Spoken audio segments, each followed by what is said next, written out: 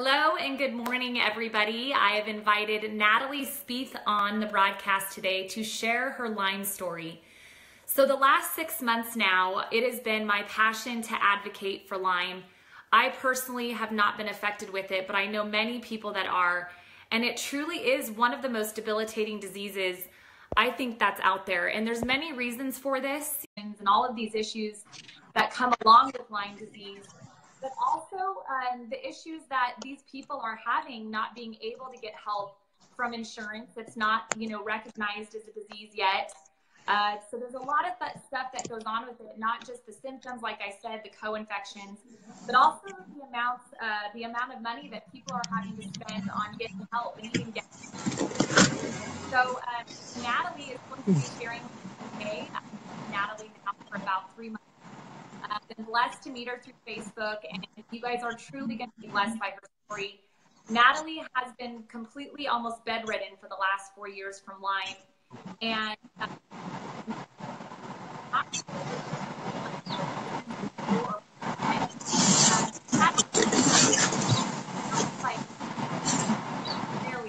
can hear feedback. Can you hear me okay?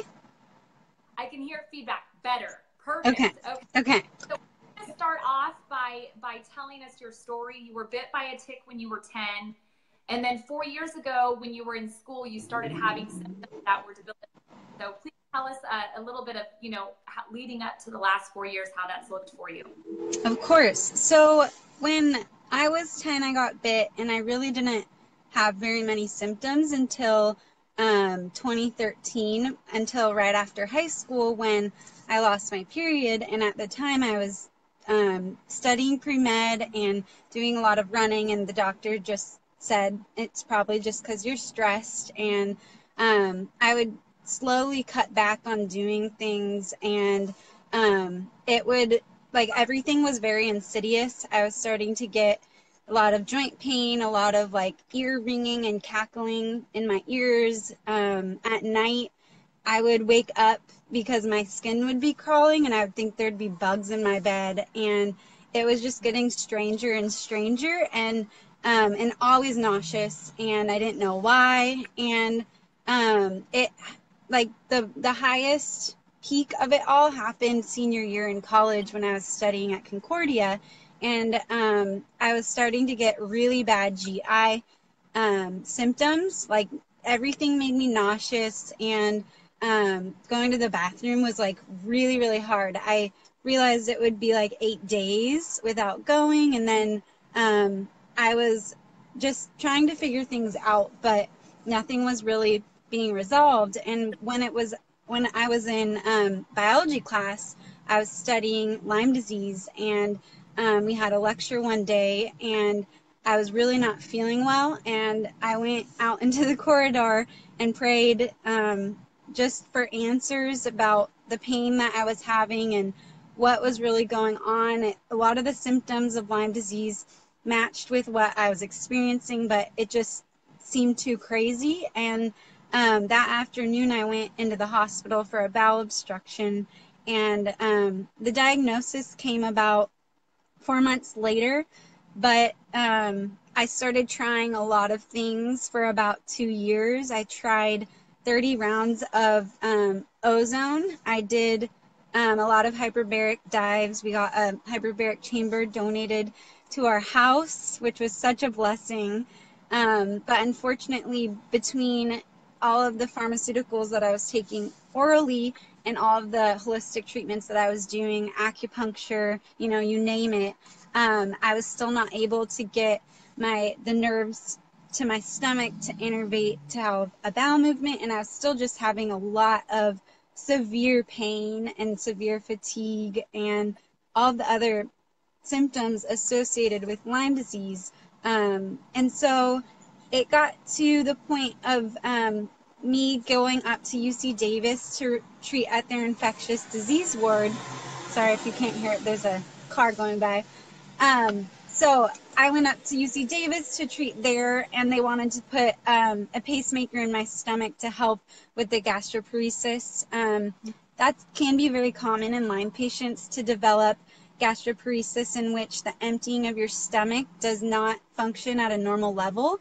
And that condition actually went throughout my entire digestive tract, where I would get Bell's palsy in my gut, and same thing as of the face, but it'd be of the intestine. And most of my days just revolved around heating my stomach and trying to figure out what to eat that would be enough calories, that wouldn't hurt, and so on and so forth. But we held off of getting the pacemaker put in my stomach when I got referred to seeing a doctor in Beverly Hills who knew a lot about Lyme disease, and she knew a lot about tick-borne infections and how to just modulate the immune system to work a little bit better. And so in August, August 2017, I got put Corticath in my chest. And even doing that, like when we went to Hoag, we went to the radiology center to do it.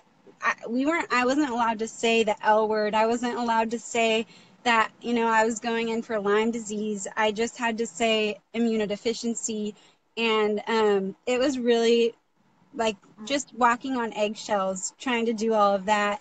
And so fast forwarding about a month after getting the port put in back in September, I started just the major guns of pharmaceutical IVs and IV feeding. So that encapsulated stuff like Flagyl, IV doxycycline, IV Marum, all of these antiparasitics and antibiotics that were starting to help with the GI, but they weren't helping the upper GI. And I was still just having my days of just every day a migraine, every day skin crawling, bone pain, ear hallucinations. I couldn't interpret a Netflix.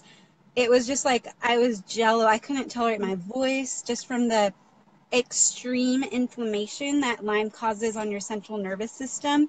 Things were just so unbearable. And I knew that was not going to be my life. I knew it couldn't get, like, I just knew that wouldn't be it, and that there had to be something else. And it was my 19th week of doing 8 hours a day that I got in touch with Jenny Crane, and she was telling me about this. And to tell you the truth, I looked at the groups and I was like, this looks too good to be true. I was praying for discernment. I was just thinking, like, might as well try it, right? If you've tried everything. Well, I'd like to say, at your lowest point. I think you explained to me at one point that even taking a shower for you was difficult. Every days. It was so debilitating. And looking at you now, it's like looking at a different person. I know you were featured in an article done by the OCC, or was it the OC Register? Because I want to make sure we'll actually post a link down in the comment section. By the way, guys, tell us where you're coming in from. Let Natalie know where you're coming in from. I want to get some interaction here. But yeah, so Natalie, the picture of you, it's unrecognizable that we're even talking to the same person right now. Will you explain to us kind of what that point was and why they did feature you in that article, just for us real quickly? Yeah, so it really stemmed from my sister wanting to help with Lyme advocacy once the new year came around, and I was still in like the thick of it, and we were a little bit nervous, but we just wanted to spread awareness on what it's like to treat when you do have the blessing of having funds to fund that sort of thing, even though our IVs were about $5,000 every other week, and that wasn't including the rest of the pharmaceuticals. So it was really to shed light on some of the treatment, and for other patients who have Lyme disease and their families don't necessarily understand. It's just kind of to show what you're kind of up against.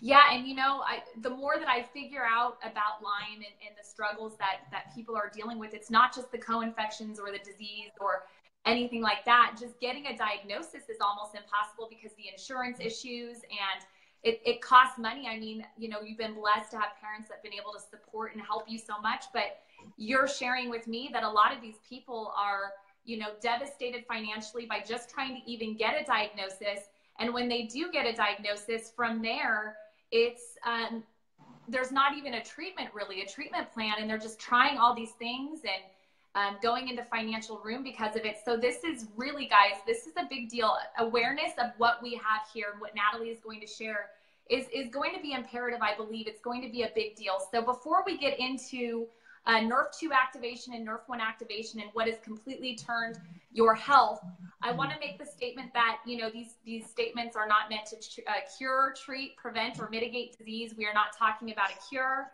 We are not talking about anything regarding that. I want to be very, very careful, but we're going to talk about NRF2 activation and NRF1 activation. Natalie and I had the blessing of being connected through another good friend of ours who also is struggling with Lyme. And we started activating Natalie's body. And I remember first week in on these products, these activation products, Natalie called me, and I was coming home from the mountains, and it was like one of the best phone calls that I've received. Natalie,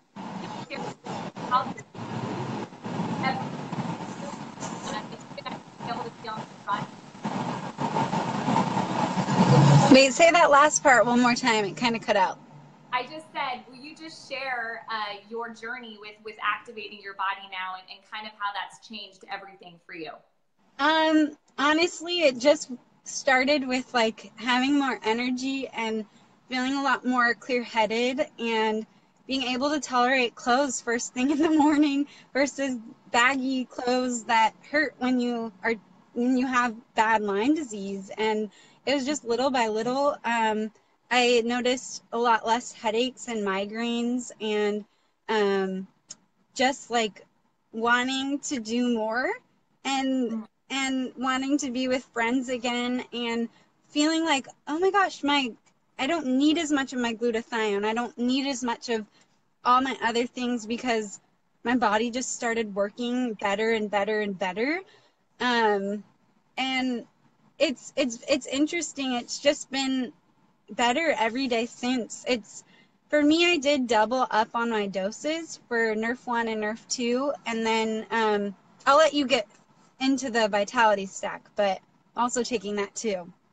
Well, yes, and it was so awesome that you were open to starting right away on, you know, everything we threw at you, because of course you were under such amounts of inflammation and stress. And for those of you that don't know what we're talking about, NRF2 activation, you know, you have two different aspects, and I guess the easiest way to explain it is you're either supplementing or activating.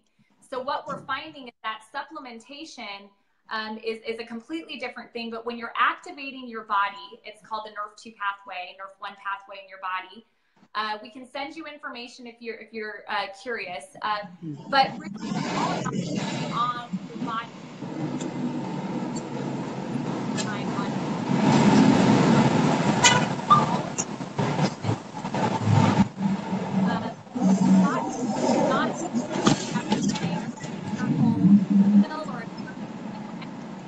The body is the miracle, you know, and when you're activating it on a cellular level to reduce inflammation, that's when things start, you know, happening properly. That's when things start turning around. When we had Natalie, about a week in, right? It was within days of you activating your body that you had these incredible results, and it's just so cool to hear. One thing I want to say, you know, it's so awesome because some people have to take longer. I don't want people to oh my God, 5 days. So you just happen to be one of those people that immediately had those instant results. So to share with us, you know, some more of the benefits that you receive from activating your body, more of the product. It kind of cut out at the end of that, but I did hear. Can you share the rest of the things? Yes.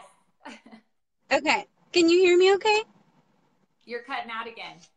I can hear you. I can hear you. You're good. Keep talking, girl. Okay. I want to hear you. Okay. So I've hold on. I have a little list right here, but so well, there's a lot of things. I mean, here's my list, but I will quickly go over them. I had so many food intolerances. It's helped with my itching and hives from food. It's helped with the ear hallucinations, like the crackling, the ringing, the popping. It's helped me have an appetite and be able to like drink water and feel satiated by just those simple things. I used to have super bad air hunger. It's associated with one of the tick-borne infections called Babesia that a lot of patients have, and it's debilitating. It's hard to explain, but it's like when you have it, you're like sucking on air, and it's helped with that tremendously. It's helped with my nausea. It's helped with energy. It's helped with just the brain fog that's associated with Lyme disease. It's helped my heartbeat used to be super slow. Like I used to feel like I had to like tell my brain, like if that makes sense, it would be my brain. I'd have to tell my heart to pump, and both now it's just like pumping like regularly. And my intestine is doing all that function is doing so much better. It is such a godsend, and I'm so thankful. And less sound and light sensitivity. Wow, that's incredible. Well, you're going on into your second month now, towards the end of your second month, and it's just so cool to hear. And you guys, really, we need to bring awareness to this idea to people that have Lyme, because they need to hear this information. In fact, I'm a part of a few groups that, some of the stories I hear daily in these groups is just devastating. I mean, some of the symptoms are just so debilitating that they can't even function in life. And so please share this video. I know that we're going to be working hard at getting this information out there. Natalie's been able to share with quite a few people on our team, and it's just been awesome and incredible. Natalie, what advice can you give to somebody that is struggling today with Lyme? Aside from obviously encouraging them to start activating their body, and what advice can you give to them? Because I know that a lot of these people are in a dark place right now, just with not having answers. You have to keep going. You have to know that you're going to get better. And regardless of how you're feeling, you have to adopt certain things each day that strategize around those symptoms. I know it's so hard, but you got to know you'll get better. And when you believe that, and when you take hold of that and find the things that you can do that are small, whether it's going out picking a flower. I would literally be out in my courtyard with my IV pole, and I would have to sit down just to pick a flower, but I would do it. I would do it and bring it back inside, and little things like that. If you can just do it and just tell yourself, you will get better. There's healing out there, and of course, try this. There's so many things that you're already trying, and it's worth it. It's worth it. So Natalie, I would love to kind of put it out there that whoever is coming across this video, send Natalie a private message. I know that she communicates a lot on Facebook. She'll be able to give you the information that you need to look into what we're sharing here. And just keep, I want to just send love and light to you guys that are struggling today with Lyme, because like I said, it's become my new passion, my new advocacy. It really, really is. I truly know we have something incredible here, not making medical claims, not saying we have a cure by any means, but when you're activating your body, reducing inflammation, upregulating glutathione naturally, incredible things can happen, because your body is the miracle. It's been created to heal itself. And when it's under attack like this, you need the tools in your toolbox to be able to, start to turn that corner, which we're so grateful, Natalie, that you're turning that corner. You're an incredible person. You're an incredible leader. I know you have a heart for helping people in a huge way. God doesn't allow us to go through things without using them in a purpose. And I see him working so huge in your life to help people that are struggling with Lyme and beyond. So you're an inspiration to me. I'm so thankful that we met. And I know a lot of things in store for you. And so reach out to Natalie, let her know. She'd be more than happy to kind of share her journey with you more specifically. I know that we haven't even really touched the surface, because every time I talk to you, Natalie, there's something else that you share with me. And I think to myself, how the heck like another symptom and all these things that you struggled with, I think most people would have given up before they could even, you know, keep that positive light. And so you're such active. So seeing you post a picture on Facebook, you know, out on your bike to me was huge, and it was just such a blessing to see. So would you like to leave us with any last before we hop off today? I don't. I'm just so thankful for you guys. And can you hear me? I can hear you, but I just wanted to say thank you so much. Thank you so much. So guys, thanks so much. Thanks for listening in. We'll be sharing this in a few of our you know, private groups. So if you want information, we'd be more than happy to add you, and just praying for all of you. So thanks, Natalie. Take care, guys. And thank you. We'll connect soon. Bye. Okay. Bye.